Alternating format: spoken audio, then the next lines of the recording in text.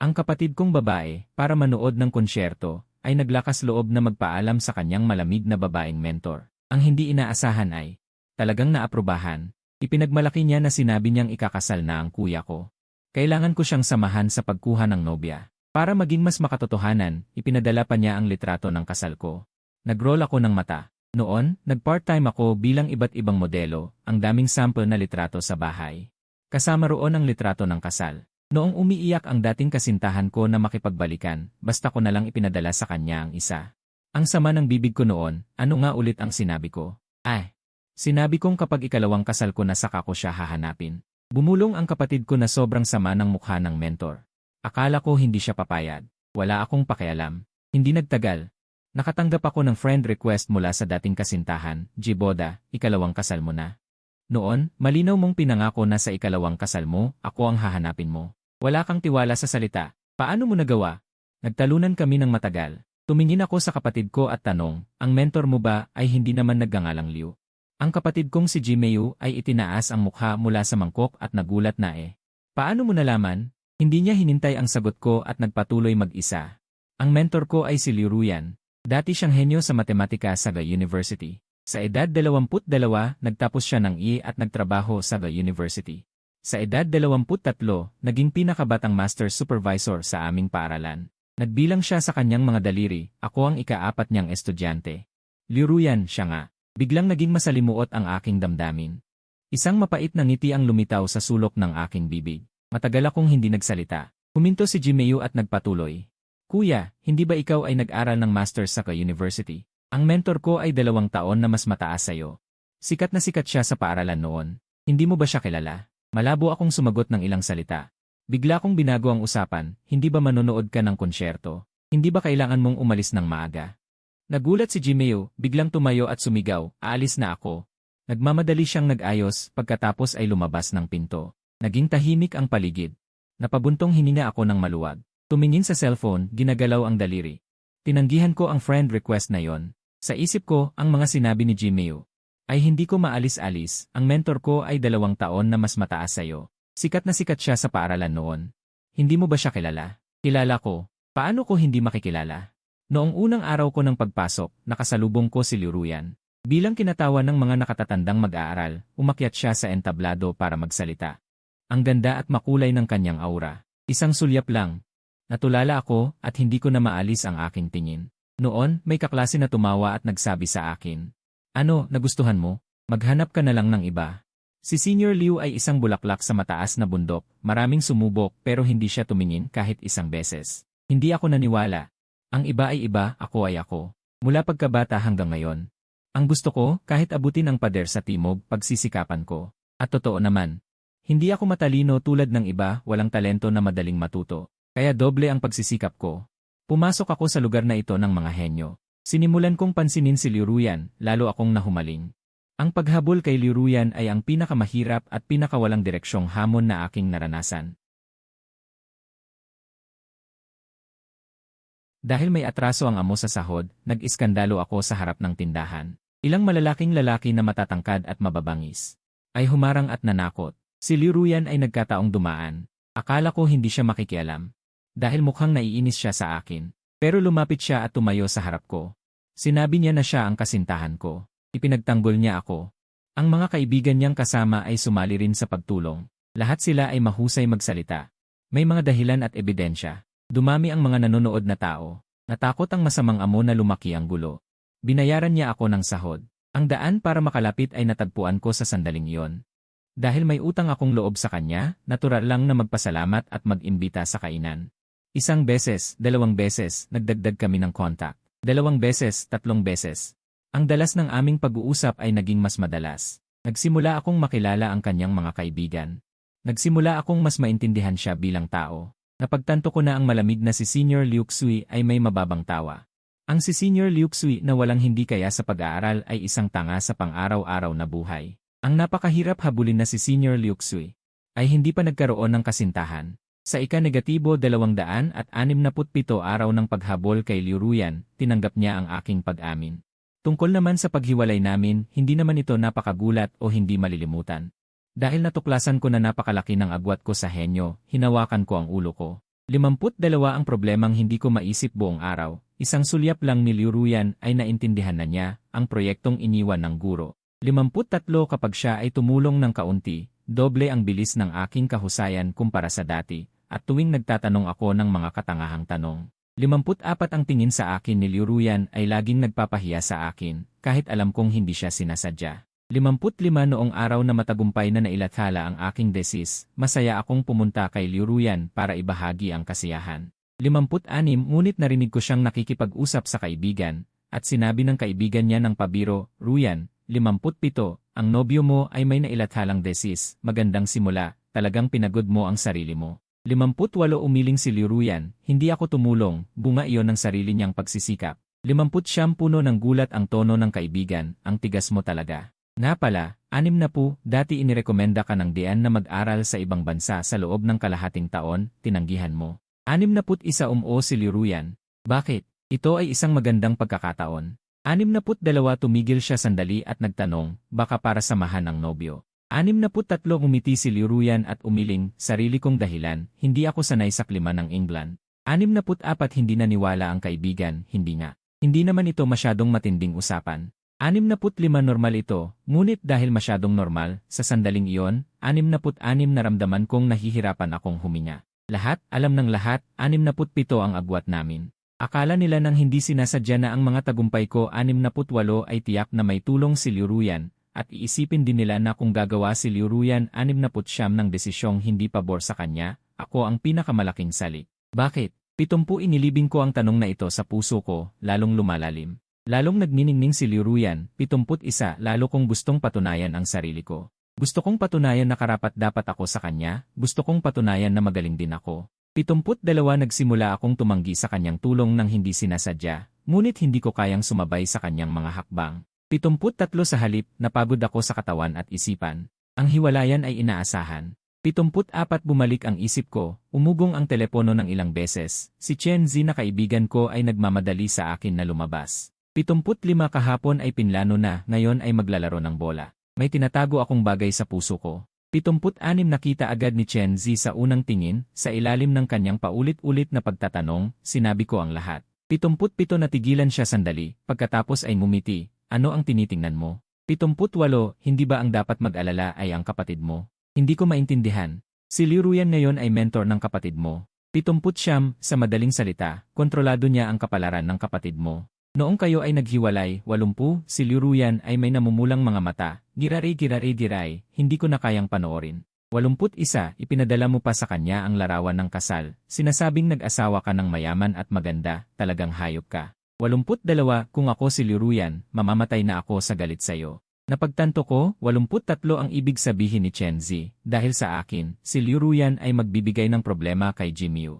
84 tahimik akong pumikit, sa isip ko ay nagsindi ng kandila para kay Jimiu, swertehin ka sana. 85 nakababatang kapatid, bukod dyan, wala nang ibang magagawa ang kuya. 86 habang naglalaro ng bola sa kalagitnaan, nakatanggap ako ng tawag mula sa pulis, sinabi niya na si Jimiu ay nasa palakasan. 87 nagkaroon ng alitan sa ibang tao, biglang nag-away, ngayon nasa presinto. 88 pinapunta ako para sunduin siya, pinatay ko ang tawag, huminga ng malalim ng ilang beses. 89 tinanong ni Chen Zi, ano? Hanggang dito na lang muna ngayon. 90 umiti ako ng pilit at nagpatuloy, kailangan ko nang ayusin ang bahay. Nang dumating ako sa presinto, 91 nakita ko agad si Jimiu na may pasa sa mukha, ang galit ko ay biglang nawala.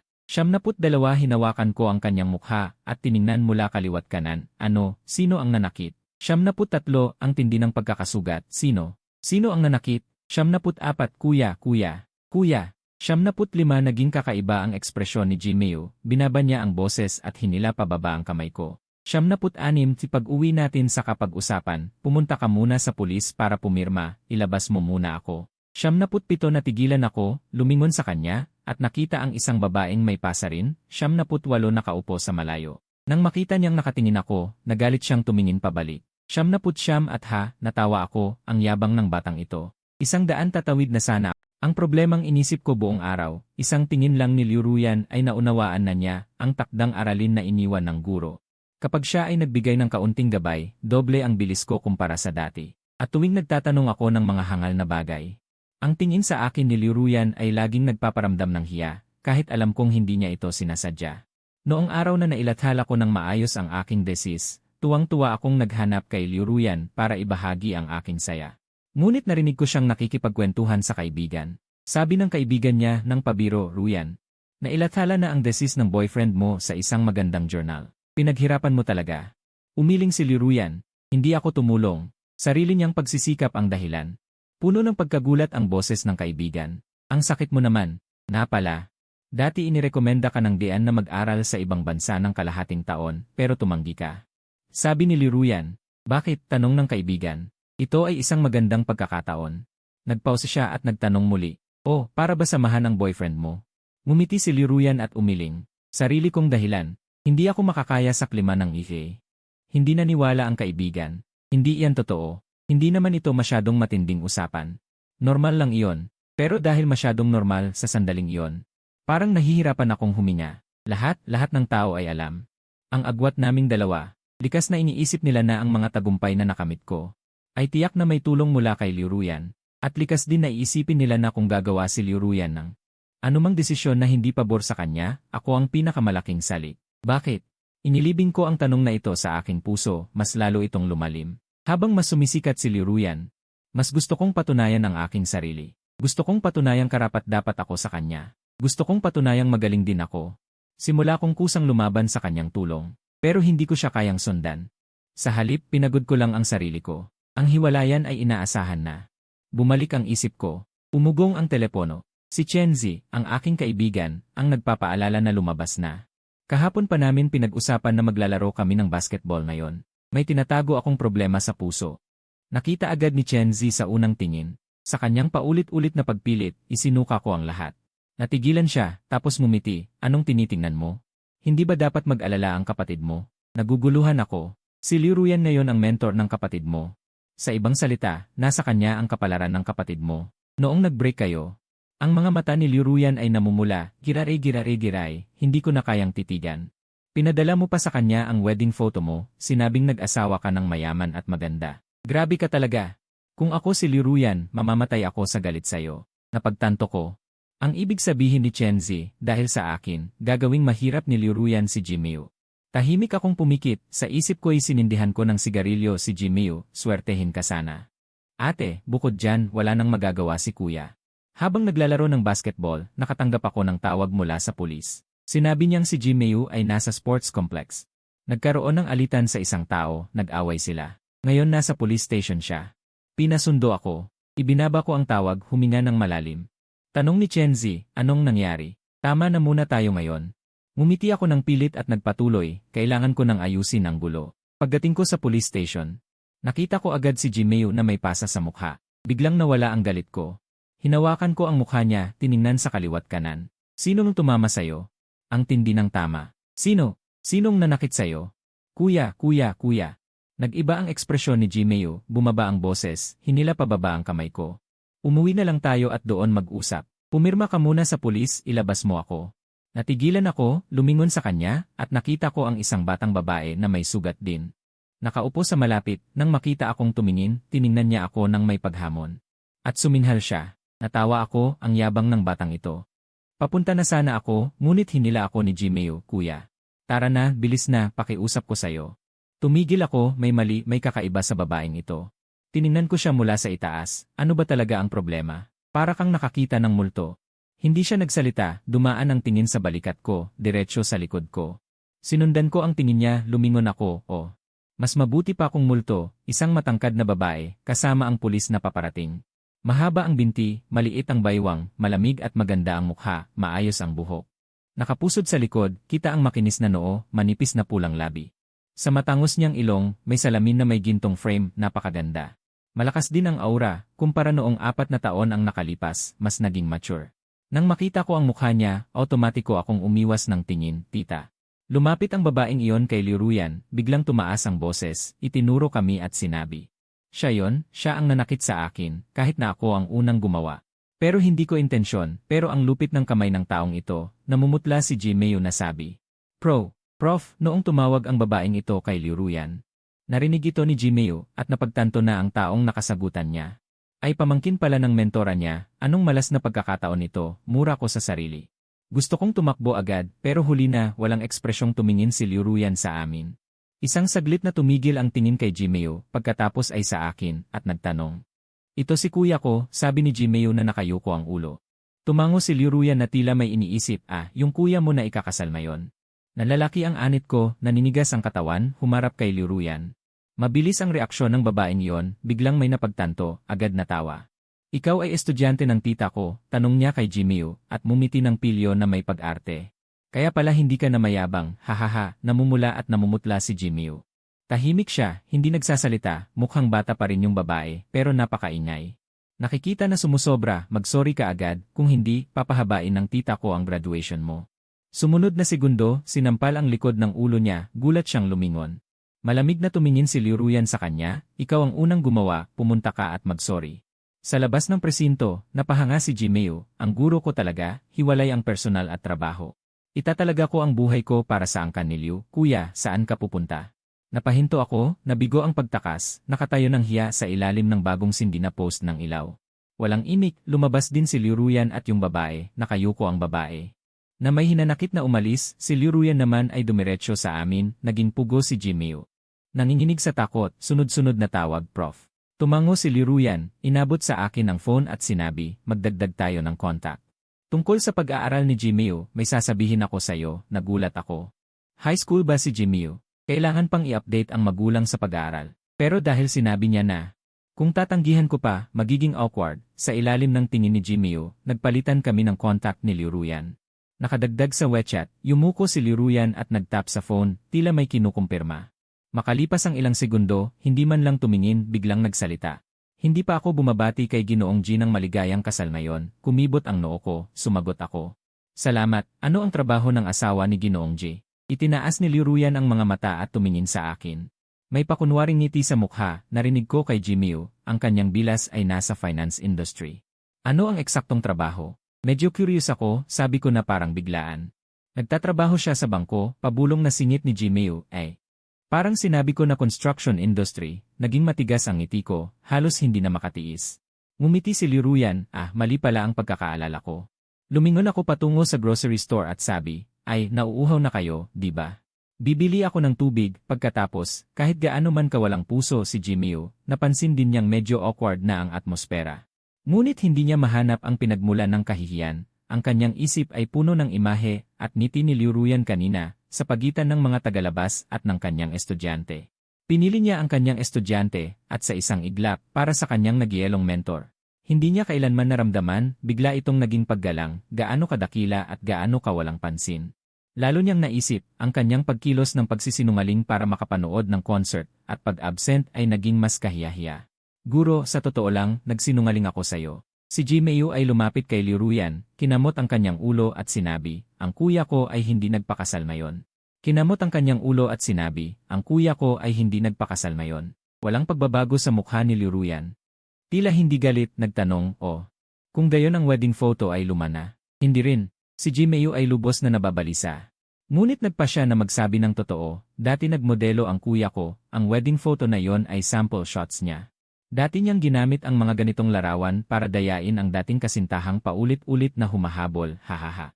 Ngunit ikaw, guro, ay napakarespetable, paano maihahambing sa dating kasintahang namimilit? Ayokong dayain ka, kaya nagtapat ako. Takot. Tumakbo ako palabas ng supermarket, sinampal ko ang kanyang mabahong bibig, mahigpit na tinakpan. Si Jimeo ay tulalang tumingin, lumabas na ang aking malamig na pawis. Kakalabas ko lang mula sa supermarket. Narinig ko siyang nagsasabi kay Liu Ruyan tungkol sa dating kasintahan. Hindi ko alam ang eksaktong sinabi, pero tiyak na walang magandang salita. Ate, bago ka lumabas ngayon, nakalimutan mo bang uminom ng gamot? Umiti ako ng pilit. Mabilis na magpaalam kay Guro Liu, iuwi kita ng kuya para uminom ng gamot. Hindi masaya si Jimeo. Puro lang siya, okay. Sa kabilang kamay ko, inalalayan ko siya habang umingiti, tiningnan ang bata. Talagang walang modo. Nakita kong sinabi ni Liu Ruyan, Guro Liu. Aalis na muna kami. Sige na. Natakot si Jimeo. Iuwi ko siya para pakalmahin. Sabihin mo na. Hinawakan ko si Jimeo sa bilis ng 800 meter sprint. Mabilis na nawala sa kalye. Anong relasyon? Dating kasintahan. Anong relasyon? Dating kasintahan. Biglang bumagsak si Jimeo sa upuan. Walang kulay ang mukha. Tingnan mo. Kapag hindi ako nagsasalita, paulit-ulit kang nagtatanong. Kapag nagsalita ako, naman siya ay malungkot. Pero kaawa-awa rin siya. Tinapik ko ang kanyang braso para aliwin, okay lang, matagal na kaming hiwalay. At si Liu Ruyan ay isang desenteng tao, hindi kanya apihin sa akademya. Hindi masaya si Jimiu. Puro siya pag-iling. Dahan-dahan niya akong tinulak, pumasok sa study room na parang multo. Saan ka pupunta? Hindi siya lumingon, sabi, titignan ko si Yansan. Kung maaari pang magpalit ng mentor. Ako ay aaliwin sana siya, nang ang telepono ay nag-vibrate ng 2 beses. Binuksan ko, nakita kong nagpadala siya ng mensahe, maligayang bagong kasal. Nanginginig ang kamay ko, sagot ng awkward, salamat. Kung gayon, bakit hindi mo ako tinawag para sa ikalawang kasal? Pumikit ako, sana hindi na lang ako sumagot. Noong una, sinabi ko lang ng basta-basta, sino ba naman mag-aakalang sineseryoso niya? Hindi ka ba nag-aalala? Hindi ako nag-aalala. Wala na akong magawa kung ganon. Maghintay ka sa ikatlong kasal ko. Hindi, sabi ni Liu Ruyan. Hindi ka tumutupad sa salita. Hindi na ako naniniwala sa'yo. Tumahimik ako saglit bago magtanong. Kung ganon, ano ang gagawin? Nagpadala si Liu Ruyan ng isang mensahe, basta itago natin. Dapat hindi malaman ng asawa mo. Sira ulo, umiling ako nang walang magawa. Inihagis ang telepono sa sopa. Dati si Liu Ruyan ay napaka-erehe kaya lagi ko siyang gustong kulitin. Paano siya ngayon, parang ibang tao? Sa susunod na araw sa trabaho, mayroon akong malalaking eyebags. Tinanong ako ng kasamahan, nakipagnakaw ka kagabi. Ngumisi ako, hehe. Pagpasok ko, nakita ko ang ilang batang mukhang bago, sabay-sabay na nagtipon. Sabay-sabay na nagsabi, lahat ay mga bagong intern. Sa departamento namin may ilan din. Habang nagsasalita, nakarating kami sa aming cubicle. Tinignan ko ang isang taong nakatayo sa tabi ng aking cubicle.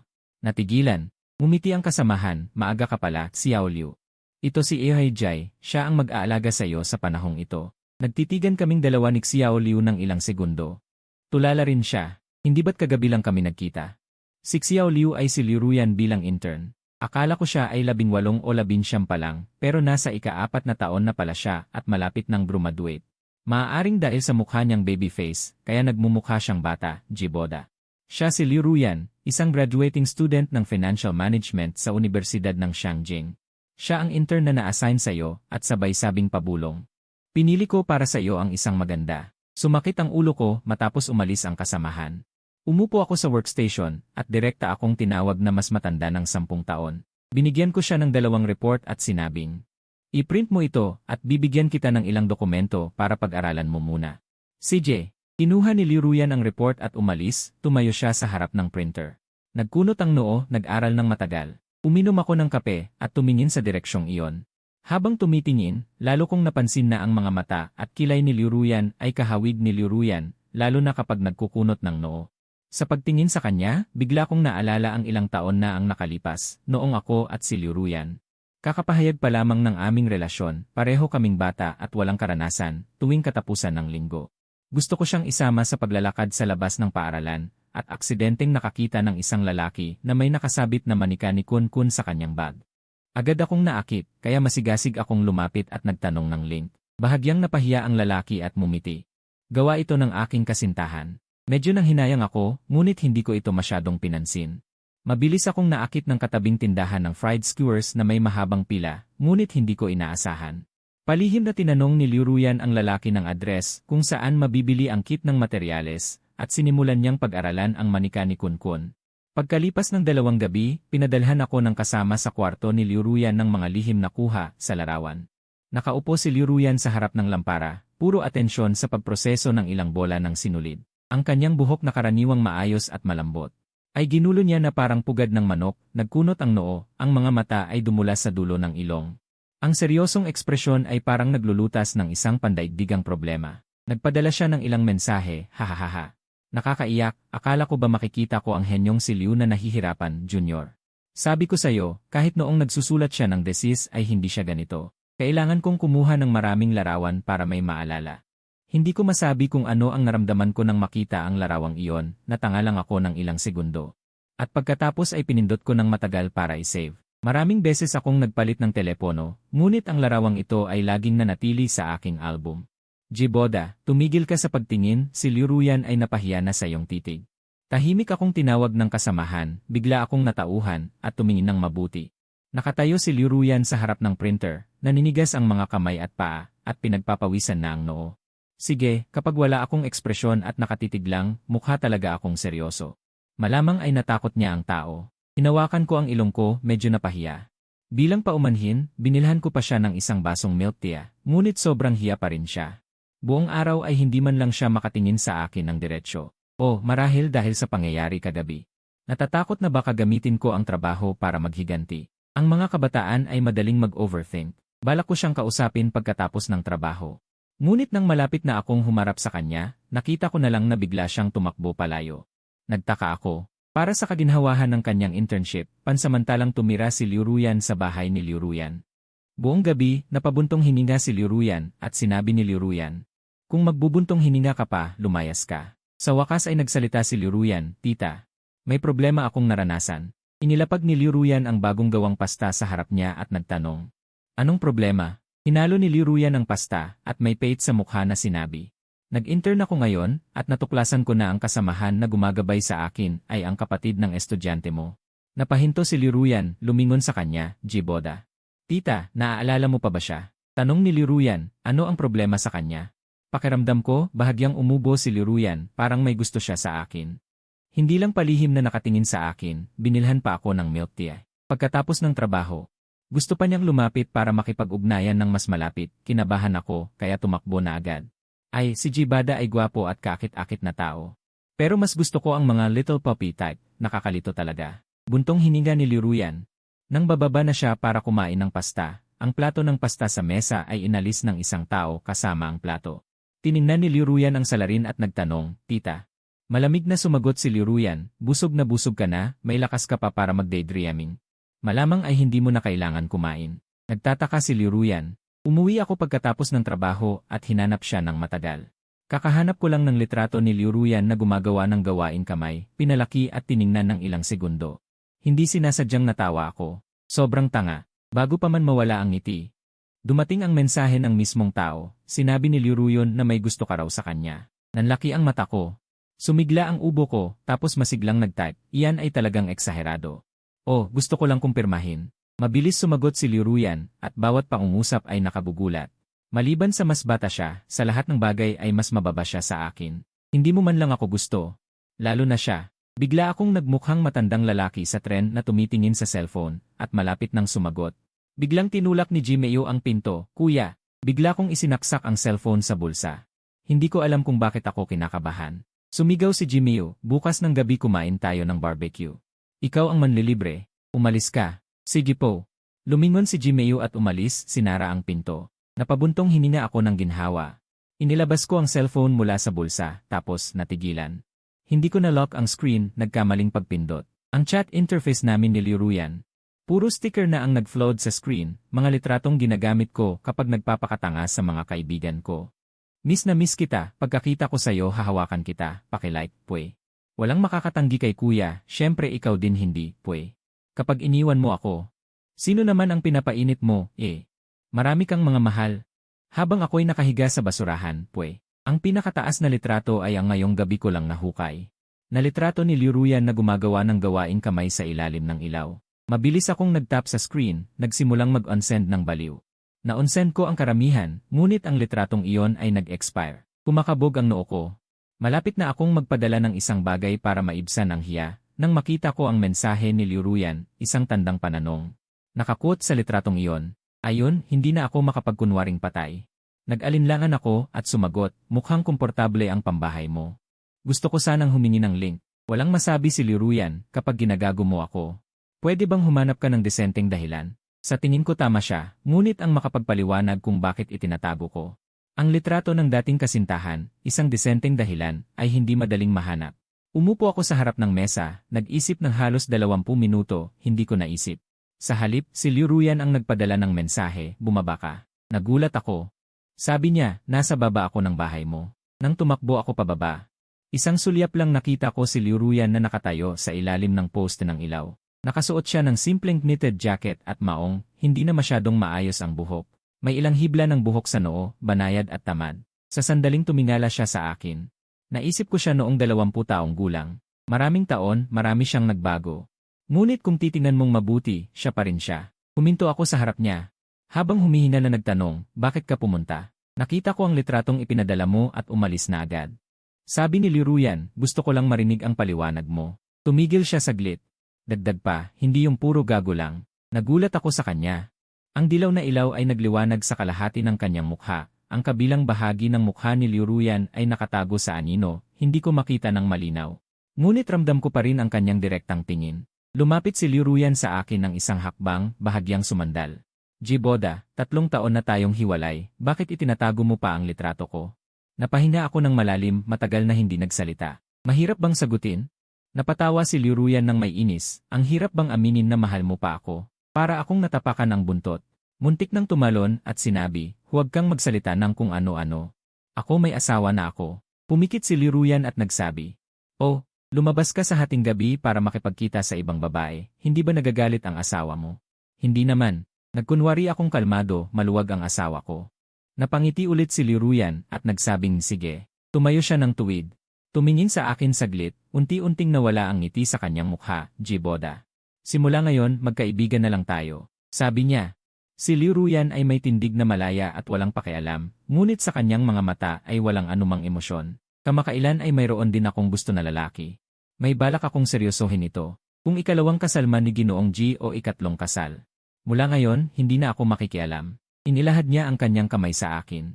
Binabati ko si Ginoong G ng masaganang buhay. Tinitigan ko ang kanyang kamay at dahan-dahang inilapag ang aking kamay sa kanyang palad. Hinawakan ni Liruyan ang aking kamay, pagkatapos ay binitawan. Matapos sabihin ang mga ito, tulad ng isang kaibigan, kumaway siya sa akin at tumalikod na umalis. Hanggang sa mawala ang kanyang anyo sa kanto, saka ako biglang nagising. Ibinalik ko ang tingin sa aking palad.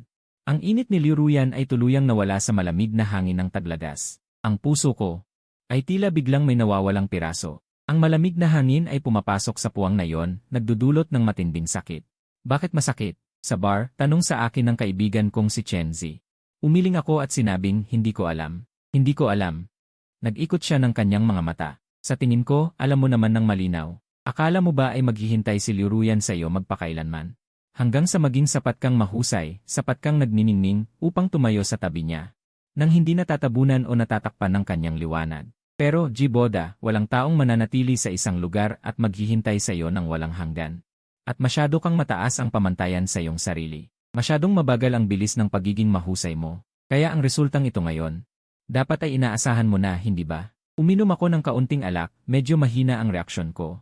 Ang mga salita ni Chenzi ay umikot-ikot sa aking isipan ng ilang ulit bago ko lubos na naunawaan. Tiningnan ko ang baso sa harap ko. Binuka ang bibig, gustong sumagot, pero wala akong masabi. Aminin mo na, sabi niya habang tinatapik ang aking balikat. Mahal mo talaga si Liruyan. Tanggapin mo na, sabi niya habang bumuntong hininga. Hindi ka na niya gusto ngayon. Lagi kang hindi patas sa kanya. Sa sitwasyong ito ngayon, kahit na ako ang iyong kapatid. Kailangan ko pa ring masabi, ikaw mismo ang may kasalanan. Masyadong malupit. Masyadong malupit si Chenzi. Ang mga lihim kong bagay na nahihiya akong sabihin. Sinabi niya sa pinakamatatalim na salita. Bago pa man mailabas ang kaawa-awang pagmamalaki ko, pinunit na niya ang realidad at inilatag sa harapan ko. Pagkatapos ay binuksan niya ang aking mga talukap ng mata, pinatingin sa akin ng malinaw, hindi man lang ako binigyan ng opsyon na magpakatanga. Tahimik lang ako, ang baso sa harapan ko ay sunod-sunod na nawalan ng laman. Ang resulta ng paglalasing ay, kinabukasan, pumasok ako sa trabaho na parang sasabog ang ulo. Kahit si Intern Luyon ay napansin ang kakaiba ko. Jaishu, okay ka lang ba? Umiling ako. Habang may natitira pang oras sa lunch break, tinawag ko si Liu Ruoyon sa hagdanan at nakipag-usap ng kaunti. Nilinaw ko rin sa paraang hindi tuwiran, na ang serye ng mga aksyon ko kahapon ay walang ibang kahulugan. Hindi tanga si Liu Ruoyon. Mabilis niyang naunawaan. Tinanggap niya ito ng maayos. Hindi na siya umiiwas sa akin tulad ng dati. Kung may hindi siya alam, aktibong nagtatanong siya sa akin. Sineseryoso rin niya ang mga gawaing ibinibigay ko sa kanya. Sa pagtagal, minsan ay nagbibiruan kami sa oras ng pahinga. Jaishu, ibigay mo sa akin ang kontak ng kapatid mo. Babalikan ko siya at hihingi ng tawad, hahaha.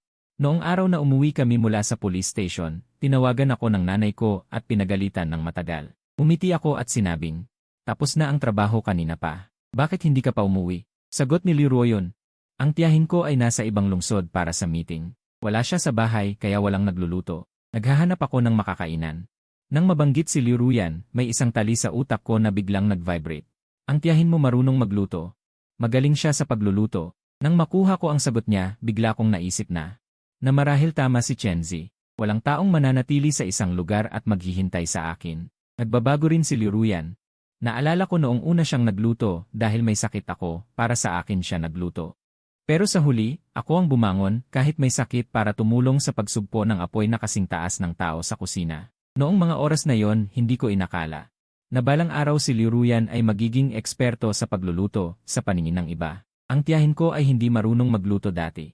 Ayon sa nanay ko, parang natuto siya para sa lalaking gusto niya. Naalala ko ang sinabi ni Liruyan noong gabing iyon. Kamakailan ay mayroon din akong gusto na lalaki. May balak akong seryosohin ito. Halos hindi namamalayan. Iniba ko ang paksa. Kung hindi ka naman nag-aalala, pumunta ka sa bahay namin para kumain.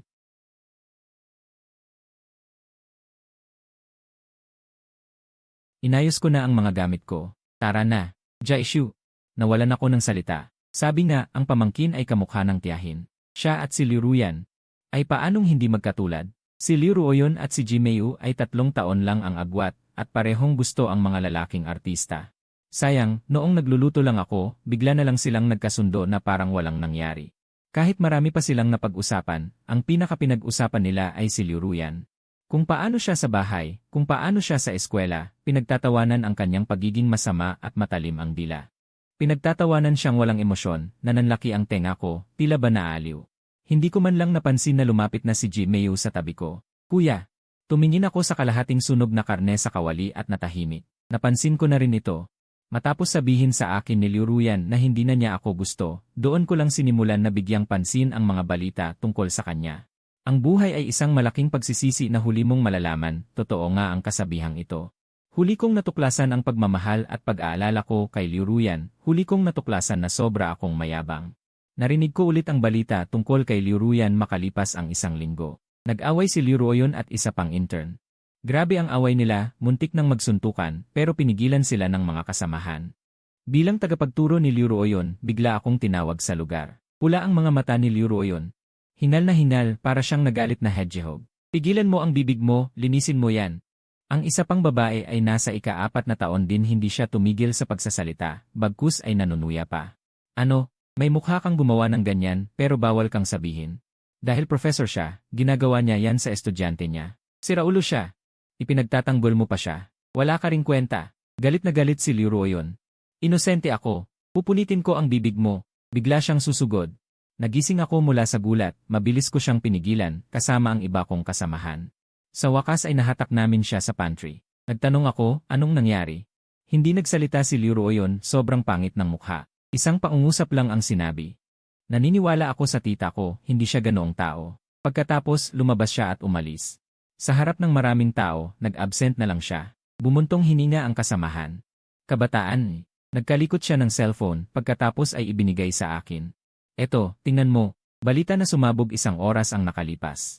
Kinuha ko at tiningnan, biglang nag-freeze ang utak ko. Ang nakita ko ay isang balita mula sa isang lokal na edukasyong media, nakakagulat ang headline. Pinakabatang master supervisor ng universidad bumagsak ang Imagen. Estudyante nagreklamo sa propesor na si Liruyan, inakusahan ng pang-aapi sa estudyante. Ang laman ng artikulo ay napaka-emosyonal, detalyadong inilarawan ang sinasabing biktima, isang estudyante ni Liruyan. Isang lalaking nagtapos sa 2 taon na nagngangalang Biyuntao. Sinabi sa artikulo na ginamit ni Liruyan ang paggabay sa thesis at ang kontrol sa akademikong resources para paulit-ulit na utusan si Biyuntao ng mga bagay na hindi naugnay sa pananaliksik. Tulad ng pangmatagalang pagpapatakbo, pagbili ng mga gamit, at pagkuha ng maraming parcels, paglilinis ng bahay niya.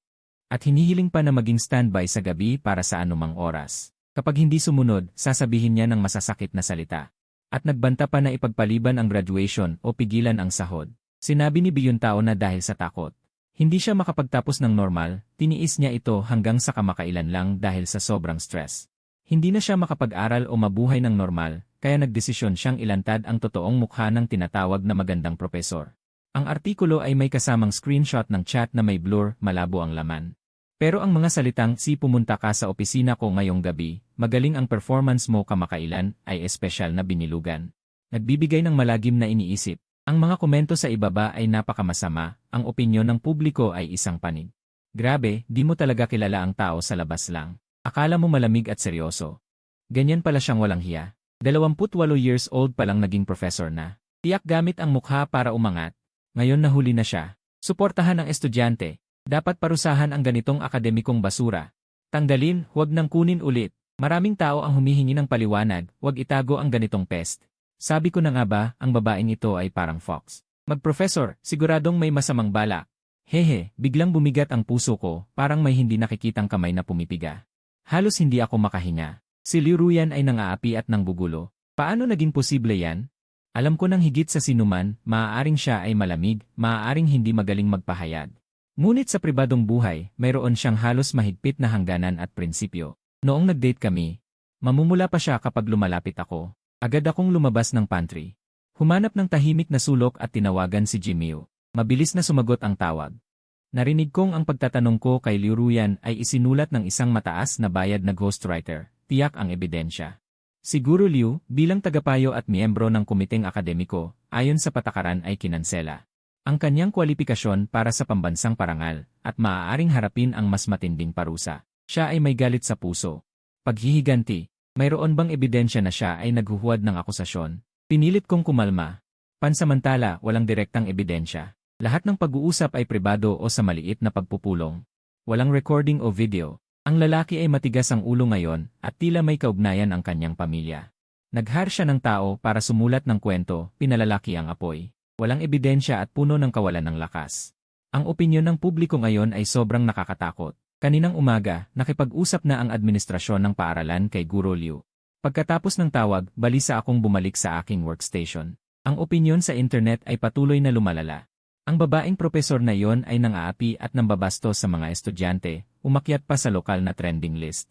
Iba't ibang mga pahayag, totoo man o hindi, ay sunod-sunod na lumalabas, ginagawang si Liu Ruyan bilang isang taong umakyat sa poder dahil sa kagandahan, pagkatapos ay ginamit ang kapangyarihan upang apihin ang mga estudyante, isang akademikong daji. Kahit na may ilang mga estudyante na tila may alam na tumayo at nagsabing siguro Liu ay may mabuting pagkatao. At maaaring ito ay maling akusasyon, mabilis silang nalunod sa alon ng pagbatikos. Ang opisyal na Weibo ng paaralan ay agad na naglabas ng pahayag na nagsasabing binibigyan nila ito ng malaking atensyon. Nagtatag na sila ng espesyal na investigasyon para sa pag-verify at pansamantalang sinuspinde. Lahat ng gawaing pagtuturo at pananaliksik ni Professor Liu Ruyan at nangako na kapag napatunayan, hindi ito papabayaan. Suspensyon at investigasyon, kahit na alam kong ito ay kinakailangang hakbang sa pamamahala ng krisis. Nang makita ko ang mga salitang suspensyon ng trabaho, ang aking puso ay lumamig ng kalahati. Ibig sabihin, bago pa man malaman ang katotohanan, si Liu Ruyan ay hinatulan na ng opinyon ng publiko. Ang kanyang akademikong reputasyon at karera ay nahaharap sa isang mapanirang suntok. Hindi ako mapakali, paulit-ulit na binuksan ang WeChat ni Liu Ruyan. Sa dialog box, nag-type at nag-delete. Gusto kong tanungin kung kumusta siya.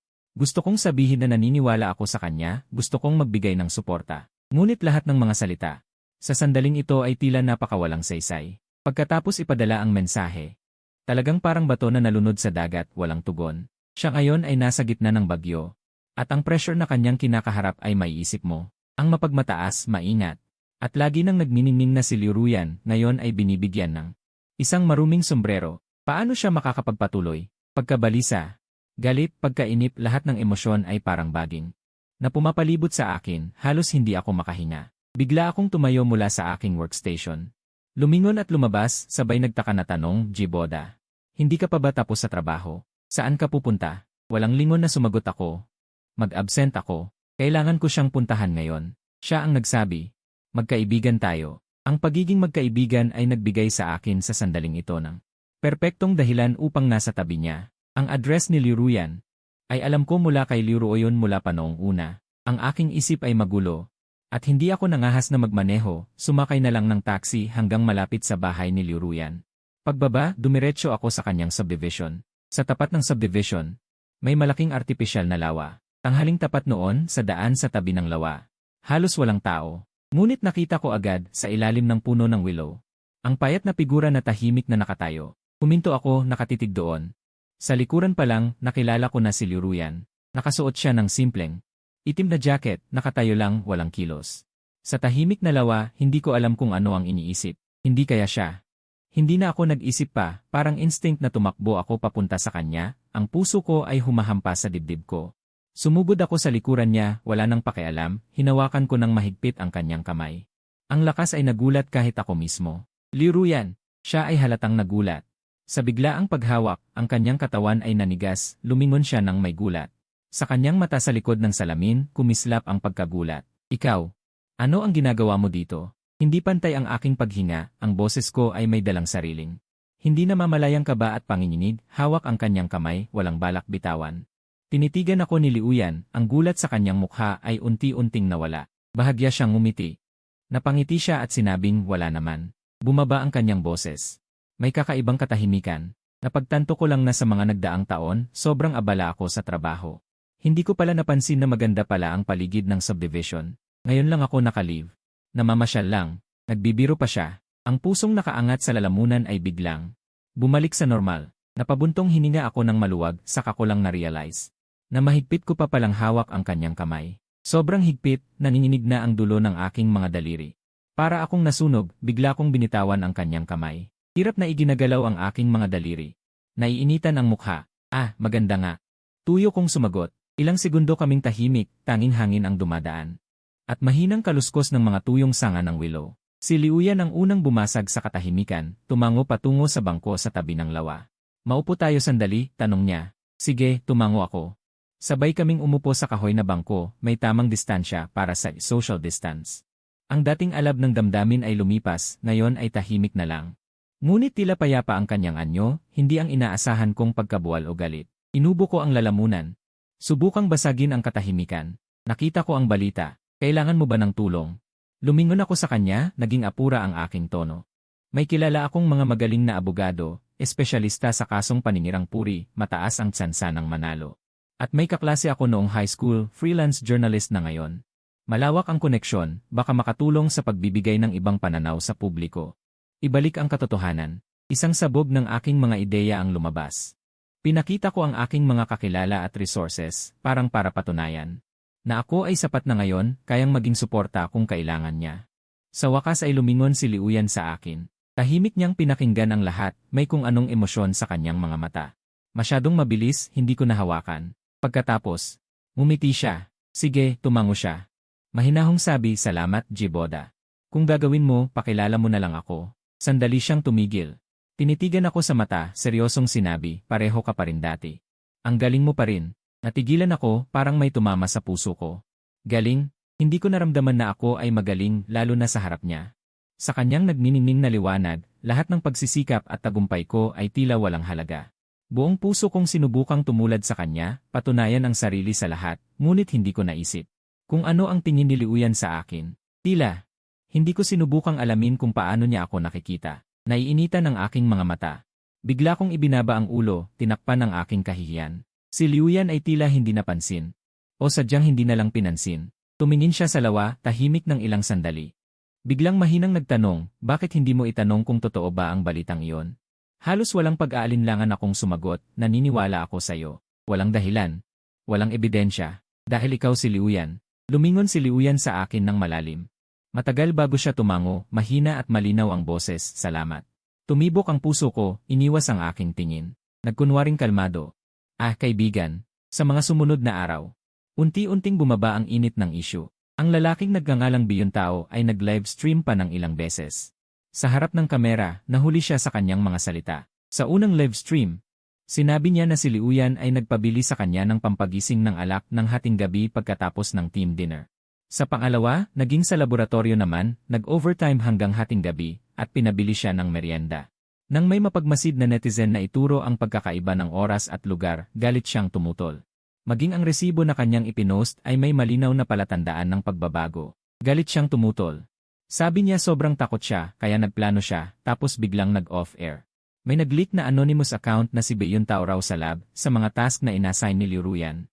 Marami raw siyang reklamo, minsan niya raw nagreklamo siya sa publiko na walang pakialam si Professor Liu sa kanyang thesis at yung tinatawag nilang ghostwriter issue. Hindi naman daw gawa-gawa lang, may nagsabi na sa School Academic Committee. Talaga raw may natanggap na formal na reklamo, iniimbestigahan na raw. Kay Liu Yan naman, sa pamamagitan ng abogadong ipinakilala ko, formal na siyang nag-file ng kaso laban kay Biyuntao. At sa mga online platform na nagkalat ng peking impormasyon. Nagpadala ng legal notice, sinimulan na ang legal process. Kahit may ingay pa sa internet. Yung mga rasyonal na boses unti-unting pumapakitang gilas, parami ng parami. Naghihintay na sa opisyal na resulta ng investigasyon ng school at sa hatol ng batas. Lahat ng bagay parang patungo sa magandang direksyon. Ako at si Liruyan. Nagpapatuloy ang komunikasyon, minsan tinatanong ko siya tungkol sa progress ng abogado. O nagpapasa ng mga impormasyon na sa tingin ko makakatulong, magalang siyang nagte-thank you. Salamat sa pagod, ang usapan namin kontrolado at magalang. Hanggang doon lang, parang pinakakaraniwang magkaibigan. May project akong fina-follow, nasa critical stage na. Kailangan kong makipagkita sa kliyente ngayong gabi, mag-isa na akong pupunta. Hapon. Lumapit si Liu Ruoyon at nagtanong, Jeshu, may plano ka ba mamaya? Kakain kasama ang kliyente. Swerte naman, napaliwanagan si Liu Ruoyon. May family dinner kami malapit doon mamaya, magdadrive ako.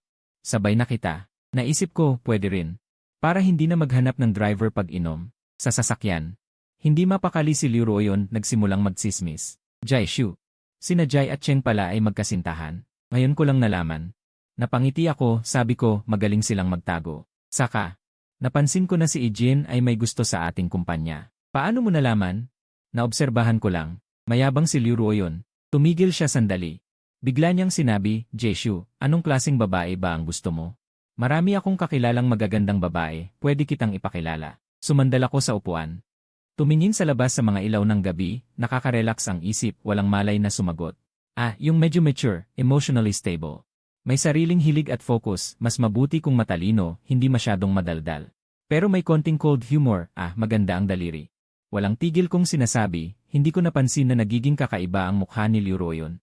Bulong niya, parang pamilyar ang paglalarawan, parang sa tiyahin ko. Natahimik ako. Sobra na. Sa harap ng restaurant, bumaba ako at nagpaalam kay Liu Ruoyon. Pumasok sa nakabook na pribadong kwarto, kinabahan ako. Bukod sa dati naming contact na manager, may ilang middle-aged na tao pa. Ito ang manager, ito ang ilang high-ranking executives ng kumpanya. Espesyal na pumunta ngayon, seryoso sa project na ito. Nakangiting sabi ng manager. Agad akong nag-ayos ng professional smile. Sabi ko, mga boss, tagal ko nang nakikilala kayo. Sa dinner, gagawin ko ang lahat. Seryoso ako sa project na ito. Nakangiting sabi ng manager. Agad akong nag-ayos ng professional smile. Sabi ko, mga boss. Tagal ko nang nakikilala. Sa dinner, para makuha ang project. Kailangan kong mag-focus ng sobra. Marunong uminom ang mga boss at dahil bata ako. May pagsubok sa kanilang mga salita. Kaya kong uminom ng 75% pero para hindi malamig ang usapan. Pilit akong uminom ng ilang baso. Nung matapos, medyo nahilo na ako. Lasing na. Sa gilid ng kalsada, kumuha ako ng phone para mag-book ng ride. Bigla akong nasuka, yumuko at nagsuka. Nung gumaling ako at handa nang magpatuloy. Napansin ko na hindi ko sinasadyang natawagan si Liu Ruoyon at hindi ko pa pinatay ang tawag. Mabilis kong kinuha ang phone ko, pasensya na, kakatapos ko lang. Ang boses niya sa kabilang linya, send mo sa akin ang location, darating ako agad. Dahil basala, parang iba ang tunog ng boses niya kumpara noon. Makalipas ang ilang minuto, huminto ang sasakyan ni Liu Ruoyon sa harap ko. Wala akong ibang naisip. Binuksan ko ang pinto at sumakay, nanginginig ang daliri ko sa pag-fasten ng seatbelt. Pasensya na. Nakialam ako sa family dinner mo, sabi ko habang sumandal sa upuan. Pumikit ako, parang umiikot ang paligid. Hindi nagsalita si Liu Ruoyon. Tahimik lang siyang nagmamaneho. Madilim sa loob ng sasakyan, kalahating pikit ang mga mata ko. Tumingin ako sa rearview mirror, ang profile ni Liu Ruoyon. Parang may naramdaman akong kakaiba.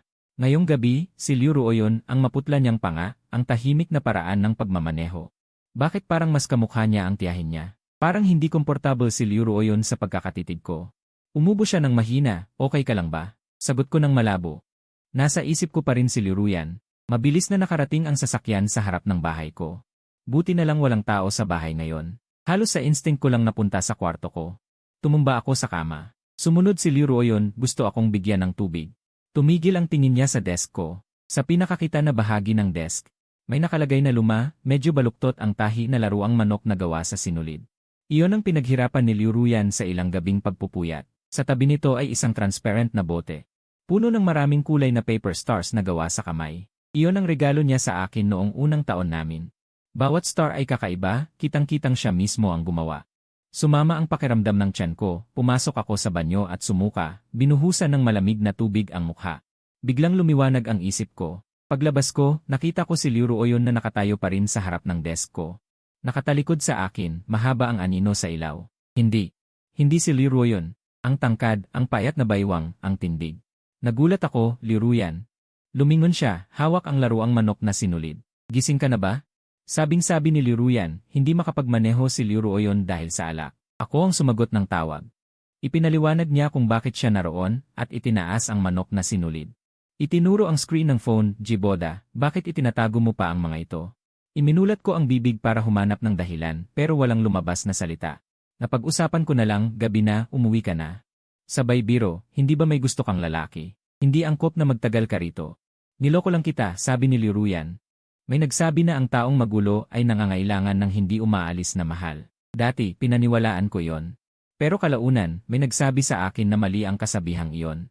Sabi niya, dapat humanap ng paraan para maintindihan ng taong magulo ang sarili. Tinawag niya itong play hard to get.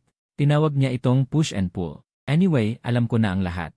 Sino ang nagbigay sa kanya ng mga masasamang payo na ito? Play hard to get. Push and pull. Ano ba yon? Tinutulungan ba ng matalik kong kaibigan ng iba laban sa akin?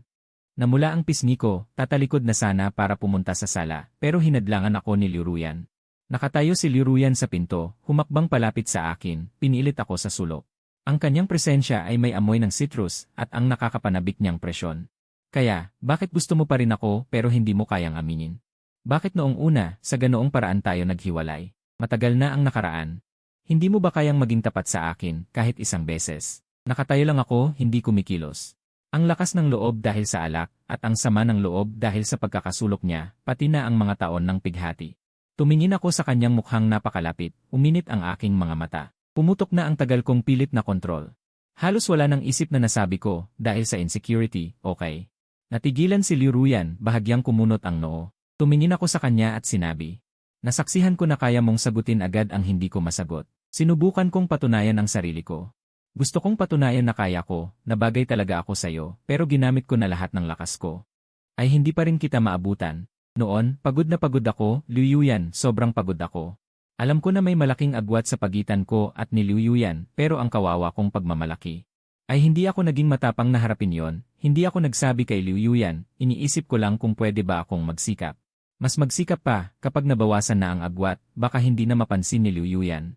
O baka mapansin man niya, hihintayin niya ako sa halip na pumili ng iba.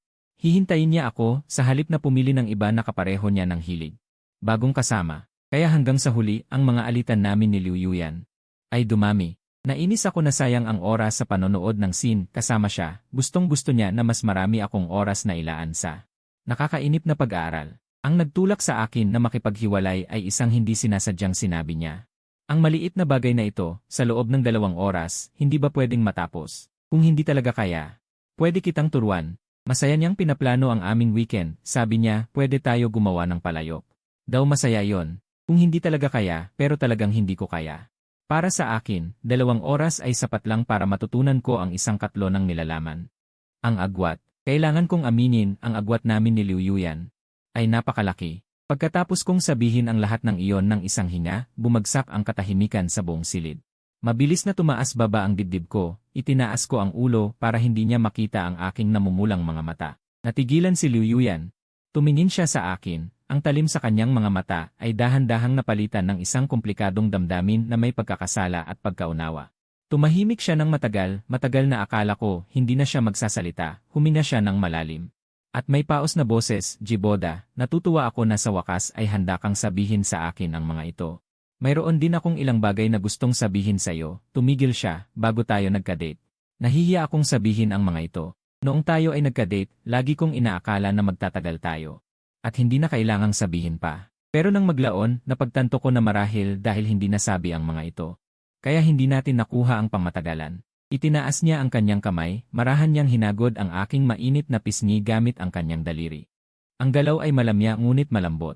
Mas madali para sa akin ang mag-aral kaysa sa marami. Pero bukod doon, ako ay malamya, hindi ko magawa kahit isang manika.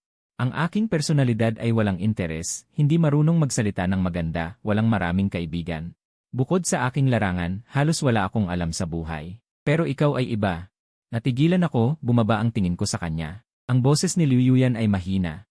Kahit saan, kaya mong makisama sa lahat. Kaya mong matyagang gumawa ng komplikadong gawaing kamay. Magaling kang kumanta, kaya mong gawing masarap na ulam ang simpleng sangkap. Ang iyong mga kamay ay parang may mahika, Lagi mong napapansin ang damdamin ng iba, mahusay kang makinig. Lahat ay gusto ka. May tiyaga ka, may determinasyon.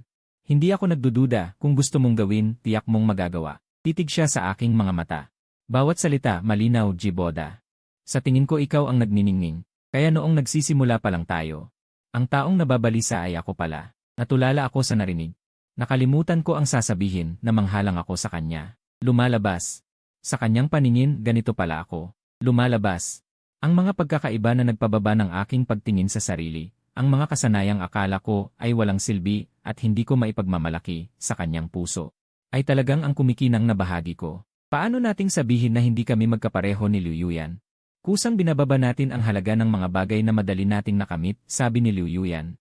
Alam ko, marahil huli na ang mga salitang ito ngayon, pero huwag mo akong masyadong sisihin. Ito rin ang unang beses kong magka-date. Kung hindi mo sinabi, hindi ko talaga maintindihan. Kaya Jiboda, may kasalanan ka rin. Umiiyak ang kanyang boses. Pagkatapos niyang sabihin ang mga ito, humina siya ng malalim. Sumasang-ayon ako sa kanya. Alam ko naman na may kasalanan ako, malinaw sa akin. Na ang aking baluktot na personalidad ang dahilan ng sitwasyong ito. Pero ngayon ay ayaw kong umamin ng pagkakamali. Tahimik akong tumingin sa kanya. Sa ilalim ng epekto ng natitirang alkohol, tumingin sa mukha na napakalapit. At narinig ang mga salitang ito na hindi niya kailanman sinabi ng malakas. Umatras ang aking isip, yumuko ako at hinalikan siya. Ang mga labi ay nagdikit, may alat ng luha at bahagyang amoy ng alak, isang mahinang dampi lang. Ako ay umatras, hindi mapigil ang tibok ng puso. Si Liu Ruyan ay nanigas. Ang mga mata ay biglang naging malalim na walang ilalim, nanginginig ang mga pilik mata, at humihingal na tanong. Anong ibig sabihin? Tumingin ako sa kanya sa tulong ng alak. Sige na, Liu Ruyan, magbalikan tayo. Gayunpaman, dahan-dahang umiling si Liu Ruyan, biglang bumigat ang puso ko. Dumating ang pagkawala at panandaliang saya, ngunit ang sumunod niyang sinabi ay muling nagpahinto sa akin. Tumingin siya sa akin, may bahid ng kawalan ng pag-asa at pagkaapi sa kanyang mga mata. At may bahid ng pagiging matigas at pagtatanim na tipikal kay Liu Ruyan, hindi. Sabi niya, Jiboda, ilang taon mo akong pinabayaan. Mabigat ang sama ng loob ko, nag-aalangan akong nagsabi, ano ang gagawin? Lambingin mo ako. Tanong, paano lalambingin ang isang 28 taong gulang na babae kapag galit? Hindi ko masagot ang tanong na ito. Gumawa ako ng pampagmamahal na almusal para kay Liu Ruyan at inanyayahan siya sa konsyerto na gusto niya. Ngunit mahirap lambingin si Liu Ruyan, sabi niya hindi sapat ang aking sinseridad. Palihim akong nagtanong kay Jimmy. Ano ba ang gusto niya? Mayroon bang bagay na mapapasaya si Liu Ruyan sa isang sulyap? Nag-isip si Jimmy, isang essay paper. Wala akong masabi. Bahala na, walang silbi ang magtanong sa kanya. Ang naunang kontrobersya sa publiko. Sa wakas ay tuluyang natapos. Nanalo si Liu Ruyan sa kasong ito, humingi ng tawad si Biyon Tao sa publiko. Kusang umalis sa paaralan, ngunit ang mga netizen na pinaglaruan ay hindi siya pinatawad. Maraming araw silang nakipaglaban, ngayong nabunyag ang katotohanan, pakiramdam nila ay ginawa silang tanga. Sa isang iglap ay nagalit at napahiya, ibinuhos ang lahat ng sama ng loob kay Biyon Tao. Siyempre, sa pangalan ng pagtutol para kay Professor Liu. Si Jimmy ay nag-scroll sa cellphone at nagsabi, narinig ko na ngayon ay takot siyang lumabas ng bahay, karapat-dapat sa kanya. Ang opisyal na pahayag ng e-university ay mabilis at malakas, ang nagrereklamo. Si B ay isang taong nagalit dahil sa pagtuklas ng kanyang akademikong pandaraya, sadyang gumawa ng mga maling katotohanan. Malisyosong paninira, matatag na ipinagtanggol ng paaralan ang mga karapatan ng guro, ibinalik ang lahat ng posisyon ni Professor Liu Ruyan. Pagtuturo at pananaliksik at ang maruming gawain ni B ay ayon sa mga patakaran ng paaralan. Binigyan ng mahigpit na parusa. Paglabas ng pahayag, ito ay itinuturing na pagtatapos ng kontrobersyang ito. Naglagay ng otoritatibong wakas. Nalinis na ang pangalan ni Liu Ruyan upang pasalamatan ang mga kaibigan na nagbigay ng suporta sa kanya sa pangyayaring ito. Si Liu Ruyan ay nag-book ng isang restaurant upang anyayahan ang lahat na kumain. Kasama rin ako sa imbitasyon. Tumingin sa lokasyon at oras na ipinadala niya sa grupo, sadyang tinapos ko ng maaga ang aking kasalukuyang trabaho. Nagplanong umuwi upang magpalit ng disenteng damit bago pumunta. Kakapag-ayos ko lang ng mga gamit, tumunog ang cellphone. Ang tawag ay galing kay Jem Chen, isang photographer na kaibigan ko noong nagmodelo ako bilang part-time. Sinagot ko. Saklolo, pagkasagot ko sa tawag, narinig ko ang nagmamadaling boses ni Jem Chen. Ano ng problema? Dahan-dahan. Nagbukas ako ng sangay na studio sa Yishi, di ba? Gusto kong kumuha ng bagong pangunahing sample, nabook na ang modelo, ngunit kahapon ay nadapa ang batang iyon habang naglalaro ng basketball. Nabalian ng paa, namamaga na parang pandesal, hindi na talaga makapag-picture. Ang venue, ilaw, makeup artist ko, lahat ay inayos na. At naka-schedule ngayong hapon, saan ako makakahanap ng kapalit ngayon? Biglang may kaba sa puso ko. May masamang pakiramdam. GJ, kailangan ko ang iyong tulong. Tulungan mo ako, isang set lang. Sa iyong kakayahan at ekspresyon. Maaari mong matapos sa maximum na 3 oras, babayaran kita sa pinakamataas na presyo sa merkado. Nagsimulang mang-akit si Jiang Chen. Awitomatikong kung gustong tumanggi, wala na, matagal na akong hindi nag-shoot. At mayroon akong gabi, ano nang meron sa gabi? May date? Kanselahin mo na, bibigyan kita ng malaking angpao, pakiusap GJ. Alam mo ba kung gaano kahalaga sa akin ang set na ito? Nagsimulang mag-apela si Jiang Chen sa emosyon. At nangangatuwiran, kasama ang panggigipit. Matagal ko na siyang kilala. Marami siyang naitulong sa akin noon. Medyo nag-alinlangan ako, tumingin sa oras. Mahigit 4 na oras pa bago magsimula ang hapunan ni Liu Ruyan. Kung totoo ang sinabi ni Jiang Chen, kung 3 oras lang, dapat makarating ako sa oras. Sa pakiusap ng aking kaibigan at sa malaking pera. Nagpakahirap ako ng paulit-ulit pero wala akong lakas ng loob na sumuko. Ipadala mo sa akin ang address. Pupunta ako agad. Ngunit, ang shoot ay mas hindi naging maayos kaysa sa inaasahan ko. Siguro dahil matagal na akong hindi nakatayo sa harap ng kamera, medyo matigas ang katawan ko at hindi ko mahanap ang tamang pakiramdam. O dahil napakataas ng mga hinihingi ni Jiang Chen, isang sulyap, isang anggulo ng labi. Kailangan ulit-ulit na ayusin. Lumipas ang oras bawat segundo. Tiningnan ko ang bintana, ang unti-unting paglubog ng araw sa kanluran. Nauna akong tumawag kay Jimeo para sunduin ako. Nang sa wakas ay sumigaw si Jiang Chen ng, "Tapos na." Tiningnan ko ang aking telepono, ang layo mula sa hapunan kasama si Liu Ruyan. Ay wala pang kalahating oras na lang. Nagmamadali akong nagpaalam kay Jiang Chen. Hindi man lang ako nakapagpalit ng sarili kong damit. Nakasuot ng buong suit na tumakbo palabas. Ang liwanag ng paglubog ng araw ay nagkulay ng mainit na kahel sa langit. Nagliliwanag sa matigas na suit, nagpapakita ng malambot na glow. Tumakbo ako sa tabi ng kalsada. Tulad ng inaasahan, nakakita ako ng pamilyar na sasakyan na nakapark doon. Mabilis akong lumapit. Gusto kong buksan ang pinto ng kotse at sabihin kay Jimeo na maghintay ng ilang minuto para maalis ko ang masikip kong suit. Ngunit nang lumapit ako, bumukas ang pintuan ng driver. Ang bumaba ay hindi si Jimeo. Si Liu Ruyan yon. Nakasuot siya ng simpleng at mainit na puting mahabang damit, masigla. Nakatayo sa gitna ng makulay na liwanag ng paglubog ng araw, mataman akong tinitigan. Natigilan ako. Sandaling nakalimutan ko ang galaw at mga salita. Dumaan ang hangin ng gabi. Hinihipan ang kanyang puting palda at ang aking buhok sa noo. Lumapit ako kay Liu Ruyan. Tahimik kong hinubad ang aking suit jacket at marahang inilagay sa kanyang balikat, inayos ito. Ang jacket ay may natitira pang init ng aking katawan, agad na pinawi ang lamig ng gabi. Tinanong ko siya, "Bakit ka pumunta?" Narinig ko kay Jimeo na nagpa-shoot ka ng wedding photo. Kaya nag-alok siya at pumalit sa trabaho niya. Sandali siyang tumigil. Nakatitig pa rin ang kanyang mga mata sa aking mukha, ngunit may ngiti sa kanyang boses. "Magsabi ka ng kahit ano. Para patahimikin mo ako." Nagulat akong tinanong, "Ngayon ba?" Ngayon.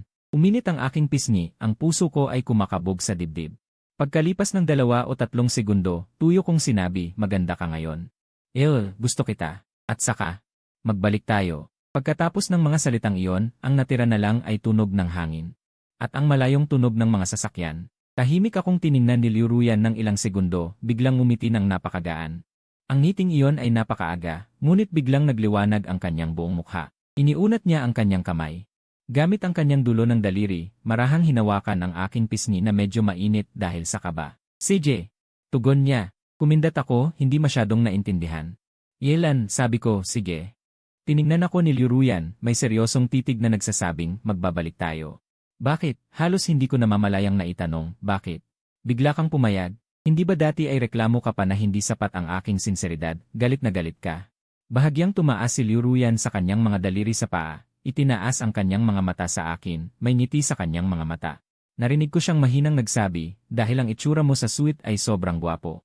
Ang mga salita ni Liu Ruyan ay parang mainit na agos na biglang kumalat sa aking buong katawan. Ang liwanag ng paglubog ng araw ay nagbigay sa kanya ng gintong halo. Malinaw na sumasalamin ang aking anyo sa kanyang mga mata. Ang lahat sa paligid ay tila tumigil sa sandaling iyon. Tiningnan ko siya, biglang nakaramdam ng kirot sa ilong. Matagal na tayong umikot-ikot. Ngunit sa wakas ay bumalik tayo sa isa't isa. Ang mga dating hadlang sa pagitan natin, ang pagiging mababa, maling pagkakaintindi. Pagmamalaki sa sandaling ito, tila hindi na mahalaga. Yumuko ako at marahang nag-iwan ng halik sa kanyang pisngi. Celio, kasintahan,